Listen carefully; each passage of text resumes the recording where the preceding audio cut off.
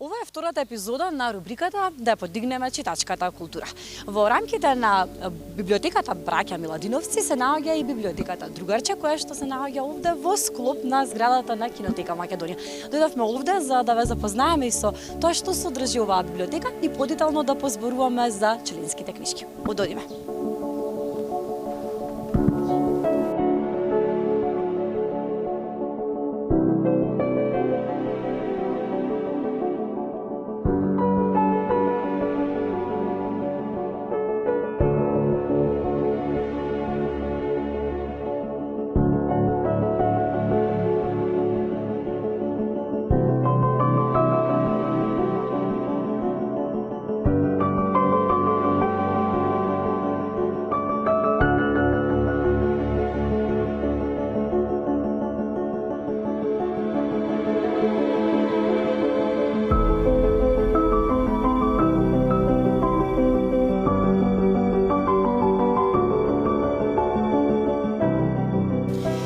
Почитувани, ова е втората епизода од нашата нова рубрика во Добро утро секое утро во соработка со Градската библиотека Браќа Миладиновци.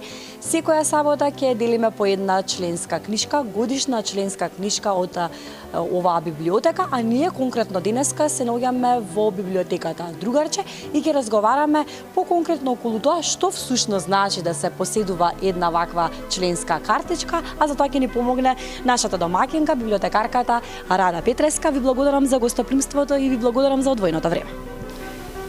Здраво, ви благодарам за денешното присуство, особено ни е чест и задоволство денеска што сте наши гости.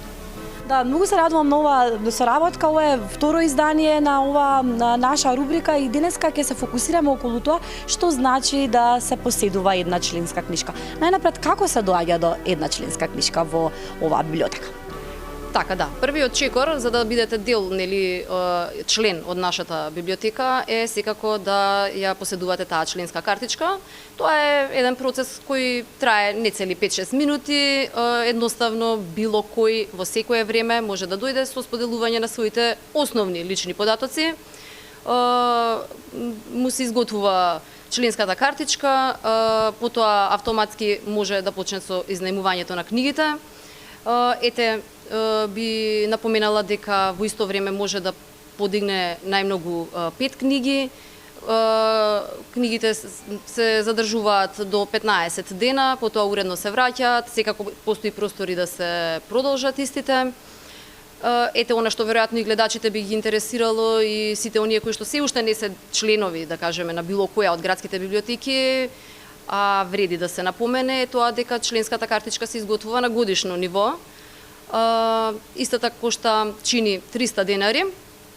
Зборувам за категорија на возрастни, секако за деца од основно образование истата таа на годишно ниво кошта 150 денари. Тоа се, нели, символични суми, додека за пензионери е 250 денари. Одлично, навистина исплатливо е и достапно е за буквално секој од нас. Изнајмувањето на книги исто така се доплаќа. Ние всушност со 300 денари на годишно ниво можеме во текот на годината да подигнуваме книги постојано. Колку се доплаќа за подигнување, односно позајмување на една книга? Символични 15 денари кошта изнајмување на една книга. На располагање ви е 2 недели, книгата истовремено може да подигнете и 5 книги, значи буквално можете да исчитате во текот на годината, односно додека ви трае членството, огромен број на книги за едни такви символични суми кои што сметам дека секој може да си ги дозволи.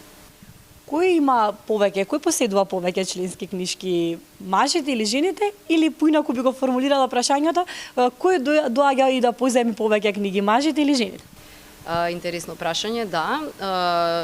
Имаме и мажи и жени, и млади и стари, меѓутоа ајде ако веќе морам да потенцирам, навистина жените се на едно позавидно ниво, навистина доследни читателки, да. А кога се работи за возрастната група, дали може би водите некоја таква статистика во однос на тоа кој чита најмногу, по младите, по возрастните? Имате ли отприлика некој увид околу тоа кој чита повеќе книги? Задоволство ми е да кажам дека читатели имаме буквално од сите категории, кога станува збор за старосните категории. Дури и дечињата од предшколска возраст се наши членови, за нив се изготвуваат гратис членски картички, имаме нели книги кои што се достапни баш за онаа предучилишна возраст.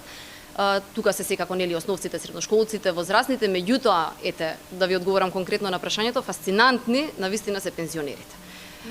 Јас не сум точно сигурна дали се они најмногу на број, меѓутоа можам со сигурност да потврдам дека пензионерите се најредовни, најчесто доаѓаат да позајмуваат книги, они секогаш сакаат да го пополнат тој максимум од 5 книги истовремено, се најредовни, значи секогаш навремено ги враќаат книгите. Фасцинантни се и во смисла на комуникацијата која што ја воспоставуваат со нас, они доаѓаат воодушевени, споделуваат искуства од тоа како ја доживеале книгата, да вистина се на едно завидно ниво. Во овој момент сите оние кои што не гледаат пензионери, кои што не биле во клубот на читатели, да ги следат нели да ги следат на Facebook и на Instagram вашите страници, таму да видат кога ќе биде следниот клуб на читатели, да видат дел од очигледно имаат потреба од нешто такво? Сигурно да. Значи клубот на читатели е наменет токму за читателската популација и е отворен за секој еден кој што нели има желба да дојде и да поразговара за одредена книга, а верувајте пензионерите и тоа како добро знаат да споделуваат искуство од тоа како ја доживеале книгата. Одлично. Што е она што најмногу се бара, што е она што најмногу се чита? Можеби постојат ли трендови во библиотеките? Кои книги се, да речеме, во последно време најбарани од читателите? Така да, видете, класиците никогаш не изумираат, тие се секогаш на мода. Она што моментално како трендови нели на книги се појавуваат, читателите постојано ги бараат како новитет, да кажам, нели актуелната белетристика. Она што воодушевува во последно време е веќе се по евидентната бараност од книги од домашни автори. Тоа е она што не воодушевува и нас како библиотека, но верувам дека и домашните современици, нели домашните современи автори. Веќе имаме ситуации каде читатели доаѓаат и си бараат конкретно, да, дајте ми нешто од домашен автор, затоа што веќе прочитале 2-3 книги, да кажам, им се допаднале и сега веќе си доаѓаат со таква мисла да си прочитаат уште нешто од некој домашен автор. Инаку, ете, ајде вака да кажам, жанровски гледано, ми се чини дека трилерите им се доста актуелни на читателите. Веројатно таа неизвестност, таа напнатост што ја нудат трилерчињата, на нив им се допаѓа. Љубовните никогаш, нели, оние љубовни романчини, сега овој период кога веќе нели во пресред на летото некако како да сакаат, па дајте ми нешто полесно, нешто така релаксирачко за на плажа. Да. Периодично и самите читатели знаат да речат, ете, веќе читав, да кажеме, долго време трилери, дајте ми сега нешто полесно, или читаат класици, да кажеме, нели, оние книги од времето, па сега сакаат да сменат жанровски, се консултираат со нас. Комуникацијата ни оди во една преубава насока, во една преубава линија. Секогаш се трудиме нели да одбереме нешто што особено кога веќе сакаат да сменат стил на читање, да пробаат нешто ново, да изнајдеме нели нешто што би се одветувало на секој поединец.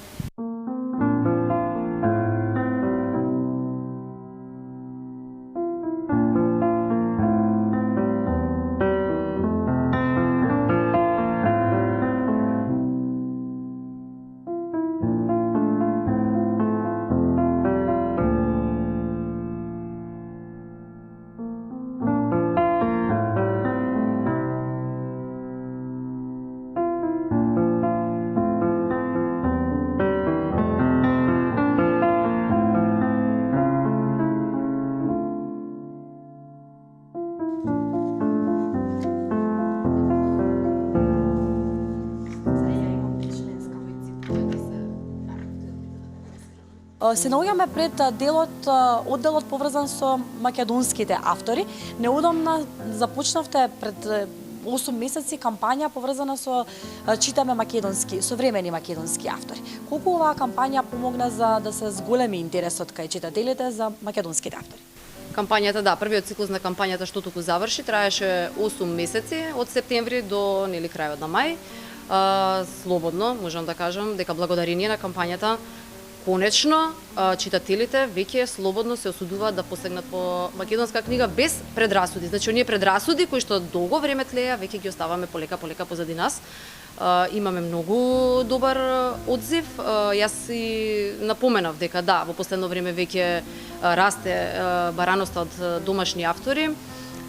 Еве јас, ако ми дозволите, и би издвоила наслови кои што навистина си го достигнаа својот врв кулминацијата во однос на позајмувањето од страна на читателите. Во ноември месец ми се чини беше книга на месецот Дисомни од Игор Станојовски. Па еве сега ако ми ја побарате, мислам дека ја немаме. Ја немаме слободна, значи константно од ноември до сега книгата е постојано позајмена. Не само што читателите ги позајмуваат книгите, значи они ги враќаат воодушевени. Да. Потоа велат, дајте ми од истиот автор нешто друго, нов наслов, друг наслов. Потоа имаме ситуација кога велат, дајте ми од било кој друг македонски автор, значи не сме биле ни свесни дека всушност нашите современици се навистина доследни за читање. Многу ми е драго што сега веќе конечно тоа се потврдува. Имавме ситуација исто така со Хотел меѓу две војни од Русјаков, значи книга за која што буквално правевме листа на чекање. Читателите доаѓаа, не можеа да начекаат во ниеден момент слободна книгата, така што бевме приморани да ги ставаме на список и да им јавуваме кога ќе им биде на располагање. Исто мислам дека во моментов и нејзе немаме слободна. Моментално Венко Антоновски со Папокот на светлината, значи немам зборови, постојано циркулира. Одзивот е прекрасен, сметам дека кампањата беше една одлична иницијатива која се надевам дека ќе продолжи, односно сигурно ќе продолжи и од наредната година како втор циклус и дека читателската, ете така да кажам, публика ќе се повеќе охрабрува да ги читат домашните современици кои што навистина заслужуваат да бидат прочитани.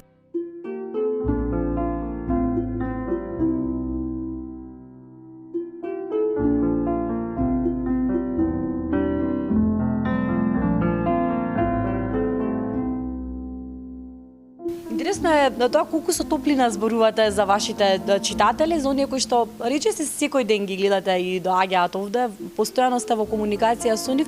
Предпоставувам дека создавате и некаква блискост и пријателство со нив. Можеби може да ни споделите некои интересни ситуации, можеби и приказни кои што се случуваат овде за овие ѕидови благодарение на книгите кои што не обкружуваат. Првенствено морам да истакнам дека читателите како категорија на граѓани се навистина прекрасни. Значи тоа е една прекрасна категорија на луѓе со кои што е многу едноставно да се соработува. Ние сме, па можам слободно да речам, и пријатели на некој начин, во смисла на сето она што нели ни е работа. Значи споделуваме, читателите имаат доверба во нас, кога ние ќе им предложиме нешто, они ни веруваат и ние се трудиме таа доверба да не ја изневериме. И многу интересно е што има и обратни ситуации кога читателот ќе дојде и ете од некоја книга воодушевен, а ние не сме ја прочитале, значи он нас не убедува да ја прочитаме, имаме таа некоја меѓусебна комуникација на вистина. Ситуации интересни има постојано секако, се е тоа во позитивна насока, во негативна не се ни сеќавам некогаш да имало. Па ајде да споделам сега кога беше пред некој ден дојде читателка, редовна читателка, најчесто изнајмува книги за детенцето, кое што е малечко, меѓутоа многу голем љубител на убава книга, на убав пишан збор. И госпојата вели вака, утре сме на роден ден кај другарче на синот.